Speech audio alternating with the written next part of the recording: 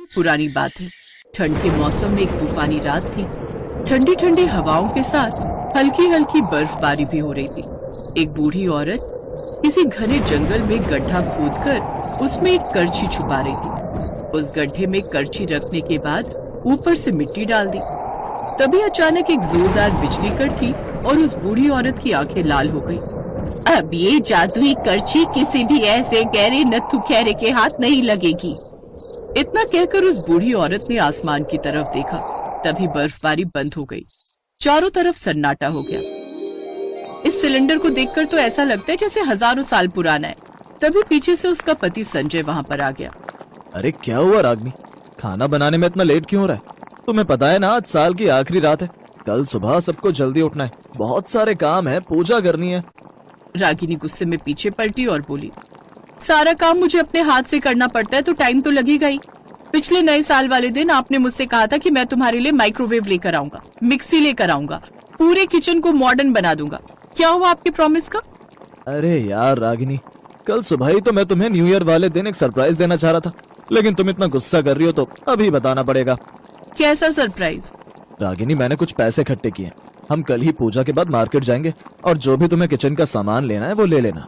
संजय की बात सुनकर रागिनी खुश हो गई। अब जल्दी से चलिए, मार्केट चलते हैं। रागिनी ने इतना बोला ही था कि तभी वहाँ पर रोती बिलखती हुई उसकी ननद प्रियंका आ गई। माँ, मुझे नहीं रहना है उस घर में। अरे बेटा, पहले तू रोना बंद कर और बता बात क्या है। माँ, आज नया साल है और मेरे पति ने मुझे कोई गिफ्ट नहीं दिया। मैंने बोला नई ड्रेस ले लेते हैं और उसने मना कर दिया। सासू माँ जब देखो तब मुझे खाना बनाने के लिए बोला करती हैं। संजय, तेरे पास जो पैसे हैं वो इसे दे दे। सासू माँ, हम लोग किचन का कुछ सामान लेने जा रहे थे। बहू, मैंने सुना है कि मेरी सास की सास की सास की सास बिना ज्यादा बर्तनों के बहुत स्वादिष्ट खाना बनाया करती थी। उस खानदान की बहू होकर तू दिन भर किचन को मॉडर्न बनाने पर ही तुली रहती है। भाभी तो हर वक्त मुझसे जलती रहती हैं। जो भी सामान लेना है बाद में ले लेना। संजय, तू देख क्या रहे, दे पैसे। ये लो प्रियंका, तुम्हें जो लेना है ले लेना और अब रोना धोना बंद करो। तुम आज यहीं रुकोगी। आज नया साल है, हम सब लोग साथ में सेलिब्रेट करेंगे। हाँ बेटा, अभी बहू खाना बनाएगी, हम सब लोग साथ में खाएंगे। रागिनी गुस्से में अपने कमरे में चली गई। संजय भी उसके पीछे पीछे चला गया। देखो रागिनी, नए साल वाले दिन गुस्सा नहीं किया जाता। आपने सारे पैसे तो अपनी बहन को दे दिए। जब किचन में ढंग का कोई सामान ही नहीं है तो मैं अच्छा खाना कैसे बना पाऊंगी? तुम्हारी बहन 10 तरह की फरमाइशें करती रहती है। यार रागिनी, तुम समझा करो, वो मेरी बहन है। अगर मैं उसे मना कर देता तो माँ और मेरी बहन दोनों मुझ पर चढ़ जाते। रागिनी बिना कुछ बोले गुस्से में किचन में चली गई।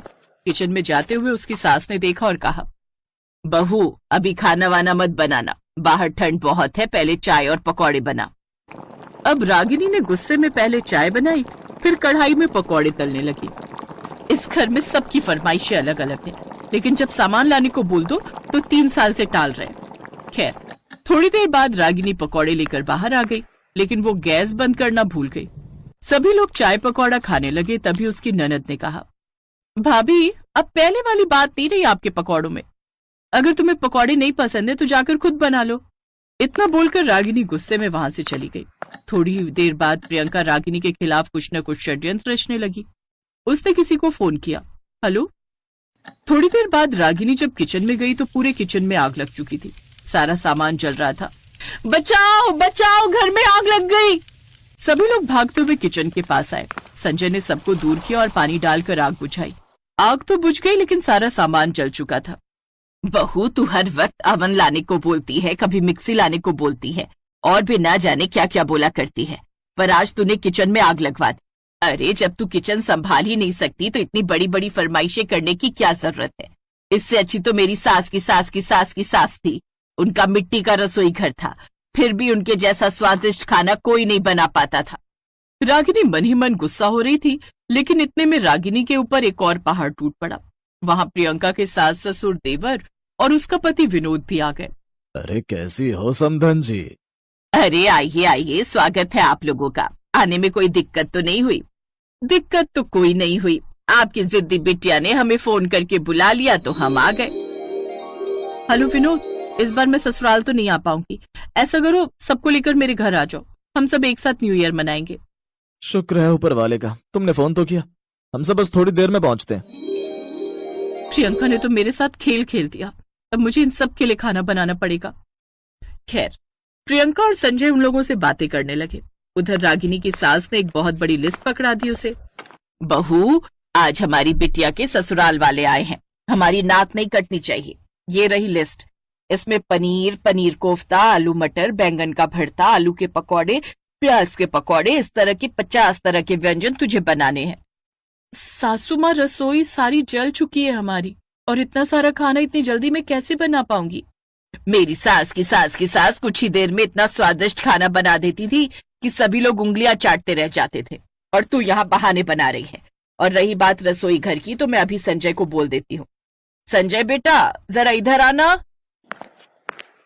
उसने संजय को बुलाकर रसोई के बारे में बताया। संजय तुरंत दौड़कर जंगल गया, वहां से कुछ लकड़ियां काटकर लाया और एक झोपड़ी जैसी रसोई बना दी। रागिनी, मैंने रसोई बना दी है, जाओ देख लो जाकर। रागिनी भागकर बाहर आई। जैसे ही वो रसोई घर के अंदर घुसी, उसने देखा कि बहुत सारे चूल्हों पर बहुत सारी हांडी में खाना पहले से ही पक रहा था। ये देखकर रागिनी हैरान हो गई। ये क्या हो रहा है? इतना सारा खाना एक साथ पक रहा है, पर मैंने तो अभी कुछ किया ही नहीं। सारा खाना सिर्फ आधे घंटे में बनकर तैयार हो गया। रागिनी ने खाना सर्व किया, जिसे खाकर सभी बहुत खुश हुए। प्रियंका, कुछ सीख अपनी भाभी से। इतना स्वादिष्ट खाना तो मैंने आज तक किसी रेस्टोरेंट में भी नहीं खाया। मेरा खेल उल्टा कैसे पड़ गया? इसके बाद रागिनी की ननद ने 2-3 बार और भी नई नई फरमाइशें कर दी। रागिनी फिर से थोड़ी देर में खाना बनाकर ले आई। प्रियंका, तू बार बार अपनी भाभी का टेस्ट क्यों ले रही है? देख कितने समय में इतना स्वादिष्ट खाना बनाकर ला रही है। तू है कि हर वक्त लड़ाई किया करती है, सारा खाना जला देती है। बहू, समधन जी ने बिल्कुल सही कहा। तूने तो बिल्कुल वैसा खाना बना दिया जैसा शायद मेरी सास की सास की सास की सास बनाया करती थी। आज मैं अपने सारे गहने बेचकर तुझे पैसे देती हूँ। तुझे जो भी सामान लाना है ला, रेस्टोरेंट खोलना है रेस्टोरेंट खोल, तुझे जो भी करना है कर। मैं पहली बार आज तुझसे बहुत खुश हूँ, ऐसा खाना तो आज तक मैं भी नहीं बना पाई। तो इस तरह रागिनी के हाथ का खाना खाकर सभी बहुत खुश थे, लेकिन रागिनी अकेले में बहुत परेशान थी। सासू माँ ने पहली बार मेरी तारीफ की, मुझे तो खुशी बहुत हो रही है, लेकिन आगे मैं क्या करूंगी, क्योंकि वो खाना पता नहीं कैसे बन गया। रागिनी ने खुद को रसोई घर में बंद कर लिया। फिर अचानक उसी बूढ़ी औरत की आत्मा प्रकट हुई जो जंगल में करछी छुपा रही थी। रागिनी डर गई। कौन है आप? बहू, मैं तेरी सास की सास की सास की सास हूँ। तुझे परेशान होने की कोई जरूरत नहीं, ये सारा खाना मैंने ही बनाया है। आपने? पर कैसे? ये ले, ये है जादुई करछी। ये मुझे वरदान के रूप में मिली थी। इस घर में अभी तक कोई बहू ऐसी आई ही नहीं जिसके हवाले मैं ये करछी कर सकूं। लेकिन तू मुझे बहुत अच्छी लगी। मुझे लगता है तू इस जादुई करछी की जिम्मेदारी संभाल सकती है, इसीलिए इसे तू ही रख ले। मैंने तो इसे छुपा दिया था, पर तुझे परेशान देखा तो करछी लेकर आई और सारा खाना बना दिया। पर इस जादुई करछी के बारे में किसी को भी मत बताना, क्योंकि जो इसके काबिल होता है ये उसी के पास रहती है, वरना गायब हो जाती है। इतना बोलकर रागिनी की सास की सास की सास की सास गायब हो गई। अब रागिनी उसी जादुई करछी से खाना बनाने लगी, जिससे उसकी सास उससे हमेशा खुश